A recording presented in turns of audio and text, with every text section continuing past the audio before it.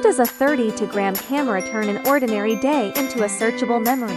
That is what caught our attention about the Looki L1. Rather than trying to replace a smartphone or an action camera, this wearable device focuses on something different, capturing everyday context without requiring the user to keep pressing the record button. It can identify meaningful moments, organize them into auto-generated vlogs and comic-style diaries, and even help users search past experiences through natural language questions. Its imaging system supports 4,000 photos, 1080p video at 30 frames per second, a 109-degree field of view, HDR, and electronic image stabilization.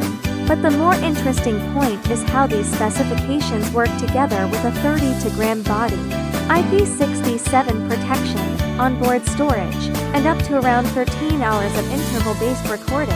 At SincereFirst, this is why we pay close attention to end-market products. A successful camera module is not defined by resolution alone. It must balance image quality, field of view, power consumption, size, stabilization, privacy, and the AI processing workflow. Products like Looki L1 show where embedded vision is heading. Cameras are no longer only capturing images. They are becoming a source of context for AI. By studying these terminal applications, SincereFirst can develop camera module solutions that better match real product requirements from the beginning.